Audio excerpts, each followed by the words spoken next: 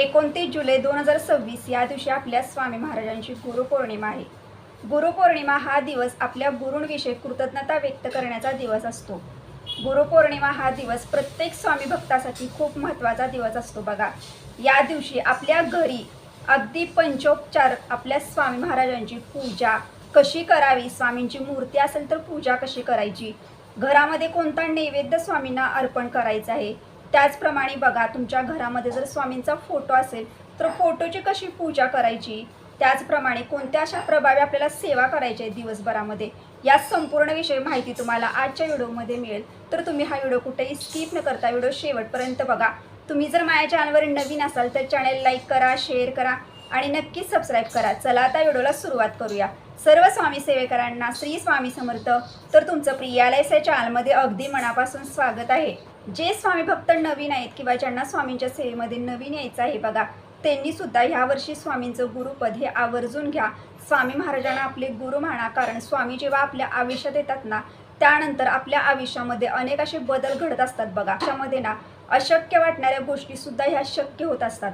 जुने जे स्वामी सेवेकरी असतील बघा, त्यांना भरपूर असा स्वामींच्या सेवेचा अनुभव त्यांच्या आयुष्यामध्ये नक्कीच आलेला आहे। आणि आता पहिल्यांदा तुम्हाला सांगते की आपल्या प्रत्येकाच्या स्वामी भक्तांच्या घरामध्ये बघा, देवघरामध्ये स्वामींचा एक छोटासा फोटो तरी असतो किंवा स्वामींची एक छोटीशी मूर्ती तरी असते। तर आता ज्या स्वामी भक्तांच्या घरामध्ये मूर्ती असेल तर त्यांनी सकाळी पूजा अगदी साधी घरामध्ये कशी करायची आहे बघा। आता मी मगापासून 2-3 वेळा हा शब्द वापरला की साधी पूजा, कारण आपल्या स्वामींना ना सगळं साधं आवडत होतं। त्यांना असं कधीही ते म्हटले नाहीत की तुम्ही माझ्या मूर्तीवरती अभिषेकच करून माझी पूजा करा, तुम्ही मला ह्या पद्धतीनं अभिषेक करा किंवा तुम्ही मला ही फुलंच अर्पण करा, तुम्ही मला हाच नैवेद्य अर्पण करा, तुम्ही माझी अशीच पूजा करा, ते असे कधीही म्हटलेले नाहीत। पण आपण एक मनुष्य आहोत आणि ह्या दिवशी आपण आपल्या स्वामींसाठी काहीतरी आपल्याकडनं अर्पण व्हावं किंवा काहीतरी आपल्याला स्वामींसाठी करता यावं, ह्यासाठी ह्या दिवशी आपल्याला आवर्जून स्वामींच्या मूर्तीवरती अभिषेक करायचा आहे। स्वामी फक्त हेच बघतात की तुमची भक्ती किती खरी आहे, तुमच्या मनातला भाव किती आहे, तुमच्या मनामध्ये जी श्रद्धा आहे ती श्रद्धा किती खरी आहे आणि तुम्हाला स्वामींविषयी किती असा अखंड विश्वास आहे बघा। स्वामींना सगळं साधं आवडतं, फक्त स्वामींना भक्ती आणि श्रद्धा हे खूप प्रिय आहे बघा। मनातला भाव हे ते बघत असतात की प्रत्येक भक्ताच्या मनामध्ये किती सेवेची तळमळ आहे किंवा खरा किती भाव आहे हे ते बघत असतात। तुम्ही साधा पाण्यानं जरी त्या दिवशी अभिषेक केला ना, फक्त मनापासून आणि श्रद्धेनं जर केला ना, ते सुद्धा स्वामी महाराज स्वीकारणार आहेत। तुमच्याकडे ज्या वस्तू आहेत ना, त्या वस्तूंमध्ये तुम्ही स्वामींच्या मूर्तीला त्या दिवशी आवर्जून अभिषेक करा। अभिषेक करणं ना हे सुद्धा खूप महत्त्वाचं असतं बघा। आपल्याकडनं काहीतरी सेवा किंवा त्यांची काहीतरी पूजा व्हावी अगदी श्रद्धेनं, यासाठी ह्या दिवशी तुम्ही अशा विशेष दिवशी ना स्वामींच्या मूर्तीवरती आवर्जून अभिषेक करत जावा आणि फक्त श्रद्धा आणि भाव भक्ती ही मनातली खरी ठेवा। कधीही कुणाबद्दल वाईट विचार करू नका, अगदी श्रद्धेनं स्वामींची पूजा करा।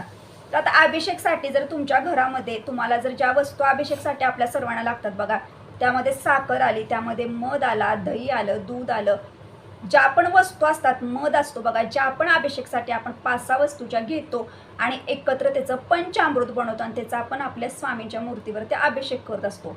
आता ह्यामध्ये तुमच्या घरामध्ये तुम्हाला जर नाहीच काही वस्तू भेटल्या, जर तुम्हाला भेटल्या तर तुम्ही आवर्जून अभिषेक करू शकता।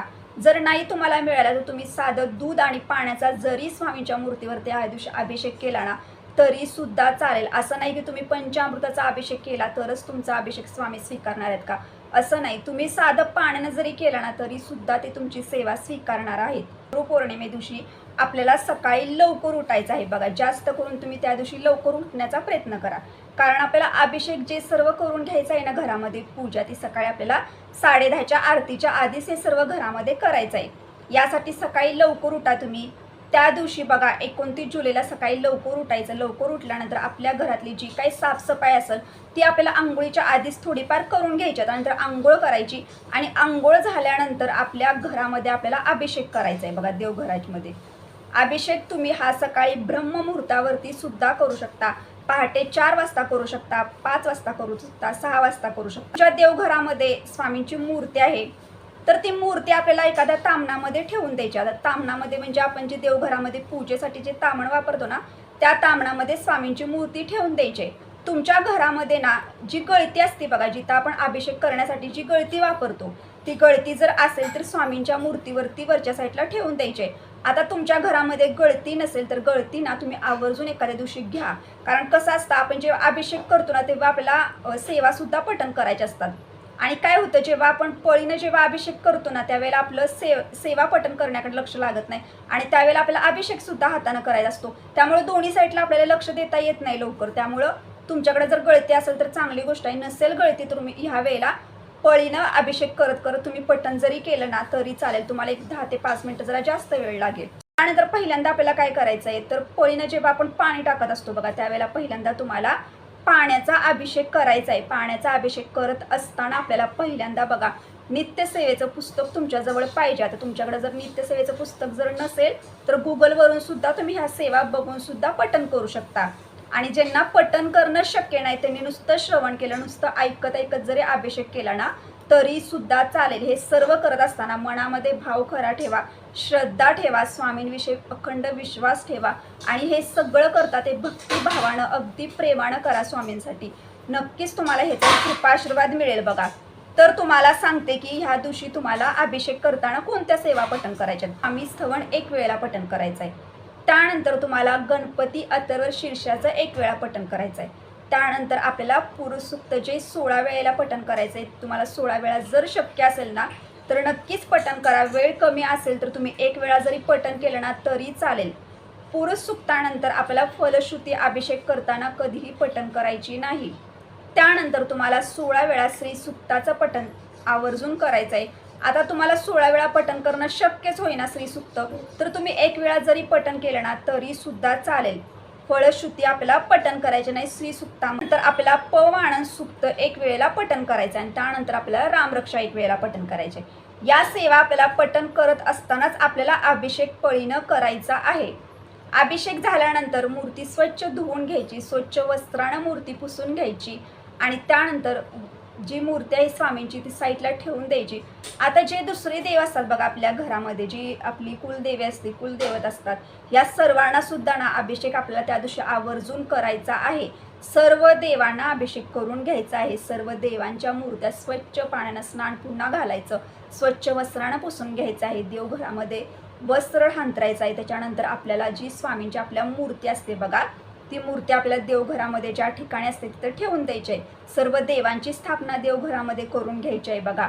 आता त्या दिवशी तुमच्या घरामध्ये, आता मी स्वामींच्या मूर्तीविषयी सर्व सांगितलं, ज्यांच्या घरामध्ये स्वामींची मूर्ती नाही फक्त स्वामींचा फोटो आहे अशा स्वामी भक्तांनी काय करायचं, तुमच्या घरामध्ये स्वामींचा फोटो छोटा असो किंवा मोठा असू दे, स्वामींचा फोटो घ्यायचा, तो फोटो स्वच्छ पाण्याने व्यवस्थित पुसून घ्यायचा आणि जेव्हा बघा आपण स्वामींची पूजा करतो किंवा जे करत असतो तेव्हा मनातल्या मनात ना श्री स्वामी समर्थ, श्री स्वामी समर्थ, श्री स्वामी समर्थ या मंत्राचंच नामस्मरण करत सेवा करा.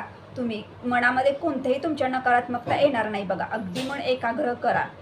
त्यानंतर फोटो स्वच्छ पाण्यानं पुसून घेतल्यानंतर फोटोसुद्धा जाग्यावरती स्थापना करायची देवघरामध्ये. आणि ह्या दिवशी बघा आपल्या स्वामी महाराजांच्या सेवा खूप महत्त्वाच्या आहेत. आता तुमच्या घरामध्ये मूर्ती होती म्हणून तुम्ही ह्या सेवा केल्या. आता ज्यांच्या घरामध्ये मूर्ती नाही तर त्यांनी काय करा, मूर्ती नाही ह्याचा अर्थ असा नाही की तुम्ही ह्या सेवा करायच्या नाहीत, ह्या सेवा करायच्याच आहेत. त्यानंतर आपल्याला हात जोडायचा आणि पुन्हा हे सर्व जे मगाशी मी अभिषेक करताना जे पठण करायला सांगितलं बघा ते सर्व आपल्याला देवघराची इथं स्वामींचा फोटो जेव्हा आपण स्वच्छ पाण्यानं पुसून ठेवतो ना त्यावेळेला पठण करायचं आहे. त्या सेवा पठण करून झाल्यानंतर एक कापूस घ्यायचा थोडासा, त्या कापसावरती हिना अत्तर घ्यायचं. आपल्या स्वामींना ना हिना अत्तर विशेष प्रिय आहे बघा. हिना अत्तर तुम्हाला स्वामींच्या मूर्तीला लावायचं आहे, स्वामींच्या फोटोला हिना अत्तर लावायचं आहे, स्वामींना अष्टगंध लावायचा आहे तुम्हाला आणि तुमच्या घरामध्ये जी फुलं असतील ती सर्व फुलं आपल्या स्वामींना अर्पण करायची आहेत. अगदी प्रेमानं आनंदानं अर्पण करायचे बघा. आता तुम्हाला सांगते की ह्या दिवशी तुम्हाला जर मिळालं, तुम्हाला शक्य झालंच तर आवर्जून ना एक गुलाबाचं फूल किंवा सोनचाफा म्हणजेच पिवळा चाफा नक्कीच आणा. कारण आपल्या स्वामींना ना सोनचाफा विशेष प्रिय आहे आणि गुलाबाचं फूल, जाई, जुई, मोगरा ही सुद्धा फुलं स्वामींना खूप आवडतात. स्वामींना कण्हेरीचं फूलसुद्धा खूप आवडतं बघा. यापैकी तुम्हाला एक जरी मिळालं ना गुरुपौर्णिमेला तर स्वामींना नक्कीच अर्पण करा. आपण एक स्वामी भक्त आहोत बघा आणि आपण स्वामींना जेव्हा ह्या अशा स्वामींच्या आवडीच्या वस्तू जेव्हा अर्पण करतो ना, तेव्हा स्वामींना सुद्धा बघा असं छान वाटतं की आज माझ्या आवडीच्या वस्तू म्हणजे मला अर्पण केल्या आहेत आणि स्वामीसुद्धा आपल्यावरती खुश होतात, प्रसन्न होतात.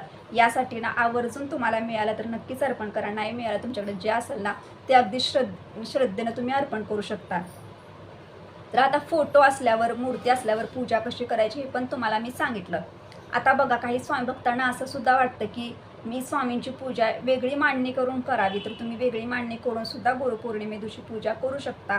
जसा अभिषेक केल्यानंतर बघा मूर्ती आपण जी देवघरामध्ये ठेवली ना, तर आपल्याला काय करायचं, तर एक चौरंग घ्यायचा, देवघरा शेजारी ठेवायचा, त्याच्यावरती लाल रंगाचं किंवा पिवळ्या रंगाचं वस्त्र अंथरायचं, साईडला एक तुपाचा किंवा तेलाचा दिवा लावायचा पहिल्यांदा. मूर्ती असेल तर मूर्ती वस्त्रावरती मध्यभागी ठेवून द्यायची बघा. अभिषेक केल्यावर जे आपण देवघरामध्ये ठेवली ना ती तुम्ही पूजा मांडणीच्या ठिकाणी सुद्धा ठेवू शकता. त्यानंतर स्वामींचा जर फोटो असेल तर फोटो मध्यभागी ठेवून द्यायचा आहे. जास्त काही पूजा मांडणीमध्ये सुद्धा लागणार नाही बघा. अगदी श्रद्धेनं मनापासून करा. ज्यांना देवघरामध्ये करायचे त्यांनी देवघरामध्ये करा. ज्यांना असं साईडला पूजा मांडणी करू वाटली त्यांनी सुद्धा करा. तुमच्याकडे जी फुलं असतील ती फुलं मूर्तीला फोटोला अर्पण करा. एका साईडला नैवेद्य ठेवा. 10:30च्या आरतीच्या आधी आपल्याला देवपूजा अभिषेक सर्व करून घ्यायचं. त्यानंतर तुम्हाला 10:30ची आरती करायची आणि त्यानंतर नैवेद्य अर्पण करायचं आहे बघा. आपल्याला ना दुपारनंतर ना गुरुपद घ्यायचं असतं. त्यानंतर आपल्याला स्वामींच्या सेवा सुद्धा असतात, ज्या सेवा आपल्याला आवर्जून करायच्या असतात. यासाठी दिवसभर तुम्ही त्या सेवा आणि गुरुपद हे नक्कीच घेऊ शकता. पण जे अभिषेक जे असतं किंवा जे नैवेद्याचं जे पण आपण घरामध्ये बनवते सर्व आपल्याला 10:30च्या आरतीच्या आधी सर्व घरामध्ये आवरून घ्यायचं असतं बघा. तर 10:30ची आरती आपल्याला करायची आहे घरामध्ये. जर तुम्हाला 10:30ची आरती जशी आपण केंद्रामध्ये करतो बघा, तुम्हाला सर्वांना माहिती आहे, तशी जर शक्य असेल आवर्जून घरामध्ये करा, नसेल तुम्हाला तशी करणं शक्य तर तुम्ही साधी गणपतीची आरती आणि जरी दत्त महाराजांची आरती जरी घरामध्ये पठण केली, तुम्हाला जी आरती येत आहे ती आरती जरी पठण केली तरी सुद्धा चालेल. 10:30ची आरती करायची आणि त्यानंतर स्वामींना नैवेद्य अर्पण करायचा. आता नैवेद्य कोणता अर्पण करायचा आहे तर तुम्हाला एक गोष्ट सांगते की तुम्ही स्वामींना ना साधं दूध आणि साखर, खडी साखर ह्याचा नैवेद्य जरी अर्पण केला किंवा एखाद्या फळाचा नैवेद्य अर्पण केला तरी सुद्धा ते तुमचा नैवेद्य स्वीकारतात. ते फक्त श्रद्धा आणि भक्ती बघत असतात, किती श्रद्धा खरी आहे हे ते बघत असतात. तुम्ही जे पण करताना ते किती मनापासून करत आहात ते बघत असतात बघा. आणि तुम्ही त्यांना खडी साखर जरी नैवेद्य अर्पण केला ना ते आनंदाने स्वीकारतात तुमचा नैवेद्य बघा. पण आपल्या प्रत्येक स्वामी भक्ताला एक असं वाटतं बघा की स्वामींचा असा विशेष दिवस असतो बघा, गुरुपौर्णिमा, स्वामींचा प्रगट दिन, स्वामींचा गुरुवार. आपल्या इतर वेळेला काही गोष्टी करणं शक्य होत नाही. आपण म्हणतो की इतर वेळेला मला शक्य होत नाही, पण अशा महत्त्वाच्या दिवशी बघा प्रत्येक स्वामी भक्तांना आवर्जून ना स्वामींच्या आवडीच्या गोष्टी करण्याचा खूप प्रयत्न करत असतं. सेवा तर आपण सर्वजण करतोच बघा, प्रत्येक स्वामी भक्त आवर्जून सेवा करतातच. पण अशा गोष्टी ज्या असतात ना स्वामींच्या आवडीच्या आपल्याला खूप करू वाटतं त्या दिवशी. तर तुम्हाला जर शक्य असेल ना, मी सांगते, तर तुम्ही ह्या दिवशी स्वामींच्या आवडीचा नैवेद्य सुद्धा बनवू शकता. तुम्ही पुरणपोळीचं जेवण बनवू शकता.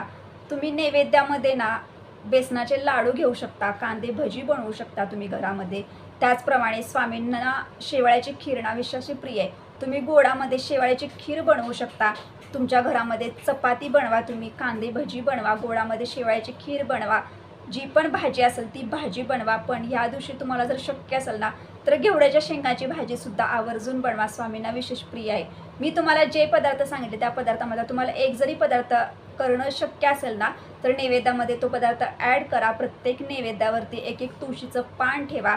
10:30ची आरती झाल्यानंतर आपल्या स्वामी महाराजांना देवघरामध्ये नैवेद्य अर्पण करा. स्वामींना मुजरा करा, भरीव पाण्याचा चौकन काढा, त्याच्यावरती कुंकवाचं स्वस्तिक काढा, त्याच्यावरती हे नैवेद्याचं ताट ठेवा. तुम्ही एक तुळशीपत्र हातामध्ये घ्या, नैवेद्य पूर्ण 3 वेळा अर्पण करा. 3 वेळा गोलाकार फिरवून नैवेद्य अर्पण करा. नैवेद्य अर्पण करताना मंत्र पठण करा. मंत्र बघून पठण जरी केलं तरी चालेल. स्वामींना नैवेद्य समर्पे आम्ही म्हणा. नैवेद्य अर्पण करून झाल्यानंतर बघा त्यानंतर तुम्हाला सेवा घरामध्ये करायच्या आहेत. आता तुम्हाला पहिल्यांदा सांगते की नैवेद्याचं, अभिषेकचं सगळं तुम्हाला मी सांगितलं. या दिवशी ना सगळ्यात महत्त्वाची गोष्ट आपल्या स्वामींचं आपल्याला गुरुपद घ्यायचं असतं बघा. जवळपास आज आपल्या केंद्र मठ असेल तर आवर्जून त्या ठिकाणी जावा, स्वामींचं दर्शन घ्या. केंद्रामध्ये जाऊन तुम्ही गुरुपद घ्या. केंद्रामध्ये जाऊन जर तुम्हाला गुरुपद घेणं शक्य नाही, तुमच्या घरामध्ये लहान मुलं आहे, तुम्हाला जाऊन शक्य होईना झाले, काही वृद्ध आजी आजोबा आहेत त्यामुळे तुम्हाला बाहेर जाणं शक्य होणार, तर तुम्ही अगदी घरीसुद्धा बघा साधं सोपंसुद्धा गुरुपद घेऊ शकता. आता ते कसं घ्यायचं गुरुपद घरामध्ये तर ह्याविषयी मी तुम्हाला वेगळा एक सेपरेट व्हिडिओ बनवणार आहे, आपल्या चॅनलवर लवकरच येईल. पण घरामध्ये तुम्ही ह्या सगळं सेवा सकाळी अशा करू शकता बघा. त्याचप्रमाणे बघा, त्या दिवशी आपल्याला दिवसभरामध्ये तुम्हाला जेव्हा वेळ मिळेल तेव्हा तुम्हाला एक पाठ घरामध्ये स्वामी चरित्र सारामृताचा आवर्जून करायचा आहे. आपल्या स्वामींना आपल्याकडनं फक्त सेवा हव्या असतात आणि अशा विशेष दिवशी आपण त्यांच्यासाठी ह्या सेवा करू शकतो. आणि प्रत्येक स्वामी भक्तांना वेळात वेळ काढायचा आहे. बघा, एक पाठ आपल्या घरामध्ये स्वामी चरित्र सारामृताचा आवर्जून करायचं आहे. 11 माळी स्वामींचं नामस्मरण करायचं आहे. जेवढं तुम्हाला त्या दिवशी सेवा करता येतील तेवढ्या सेवा करा. पण सेवा करत असताना बघा, असं नाही की मी तुम्हाला सेवा सांगितल्या म्हणून तुम्हाला सेवा घाई गडबडीत करायच्या, तर असं करायचं नाही. तुमच्या मनामध्ये सेवेची तळमळ पाहिजे. मला ही सेवा स्वामींची करायची आहे, आज गुरुपौर्णिमा आणि मला माझ्या स्वामींना सेवा अर्पण करायची. ज्यांच्याकडनं काहीच या दिवसांमध्ये आधी सेवा झालेल्या नाहीत बघा, त्यांनी ह्या दिवशी आवर्जून एक पाठ करायचं आहे. असं नाही की आधी सेवा केल्या त्यांनी ह्या दिवशी काय करायचं नाही, तर असं नाही की आधी ज्यांनी म्हणजे पारायण वगैरे केलेत ना त्यांनी सुद्धा ना गुरुपौर्णिमे दिवशी स्वामी चरित्र सारामृताचा एक पाठ प्रत्येक स्वामी भक्तांना त्या दिवशी पठण करायचं आहे. आता ज्या स्वामी सेवेकरांनी बघा 21 दिवसांची सेवा केलेली किंवा काहींनी 11 दिवसांची सेवा केलेली स्वामी चरित्र सारामृत, काहींनी तारक मंत्रांची सेवा केलेली, या सर्व सेवा ज्या आपण केल्या बघा, त्या सेवासुद्धा तुम्ही स्वामींना मुजरा करायचा. सकाळी जेव्हा तुम्ही 10:30ची नैवेद्य आरती करताना तेव्हा नैवेद्य अर्पण करून स्वामींना म्हणायचं की मी ह्या सगळ्या सेवा केलेल्या बघा तुमच्या गुरुपौर्णिमेनिमित्त, त्या सेवा तुमच्या चरणाची तर अर्पण करून घ्या. आणि बघा, जेव्हा आपण काही सेवा करतो त्या सेवेत जेव्हा उद्यापन करतो ना तेव्हा सुद्धा आपण असंच करतो बघा. म्हणजे सकाळची 10:30ची आरती करतो, नैवेद्य आरती, आणि आपल्या घरामध्ये जे नैवेद्य बनवलेलं ते नैवेद्याचं नैवेद्य आपण अर्पण करत असतो बघा. जर तुम्ही अशा काही सेवा केल्या असतील ना तर तुम्ही हा नैवेद्य आता अर्पण आपण करणारच आहे गुरुपौर्णिमे दिवशी. तर दिवसभरामध्ये तुम्ही काय करा, जवळपास एखादं महादेवचं मंदिर असेल किंवा गणपतीचं मंदिर असेल, स्वामींचे केंद्र असेल तर तिथं जावा. जाताना तुम्ही त्या ठिकाणी बघा बेसनाचे लाडू किंवा केळ जी पण फळं असतील त्याचा नैवेद्य अर्पण करा. त्याचप्रमाणे येण्या जाणाऱ्या भाविक भक्तांना सुद्धा काही वस्तू तुम्ही प्रसाद म्हणून देऊ शकता. आणि त्याचप्रमाणे गरजू गरीब व्यक्तींना सुद्धा ह्या दिवशी तुम्ही दान धर्म करण्याचा प्रयत्न करा. दान धर्म करणं किंवा एखादी सेवा करणं यापेक्षा ना आपल्या स्वामींना आपल्याकडनं काही हवं नसतं. स्वामी काय म्हणतात की तुम्ही मनापासून माझं नामस्मरण करा आणि मनापासून माझ्या सेवा करा. सेवा का करा म्हणतात ते, कारण आपण जेव्हा सेवा करत असतो ना तेव्हा आपल्या मागच्या जन्मात जे काही वाईट भोग असतात ना त्यातून आपल्याला ह्यातून सुटका मिळत असते बघा. ते आपले भोगाची तीव्रता कमी होत असते बघा. ते तर आपल्याला भोगूनच संपवावे लागतात पण त्याची तीव्रता आपल्याला जाणवत नाही. आणि कधी आपण मोठ्या मोठ्या दुःखातून बाहेर पडतो ना हे सुद्धा आपल्याला समजत नाही. यासाठी स्वामींनी आपल्याला सांगितलेलं आहे तुम्ही सेवा करत राहा. तुम्हाला जसं शक्य होईल तशा सेवा करा, फक्त मनापासून करा, श्रद्धेनं करा. व्हिडिओमार्फत मी तुम्हाला जी माहिती दिली ती माहिती जर तुम्हाला आवडली असेल तर लाईक करा, शेअर करा आणि नक्की सबस्क्राईब करा. भेटू आता नेक्स्ट व्हिडिओमध्ये. तोपर्यंत सर्व स्वामी सेवेकरांना श्री स्वामी समर्थ.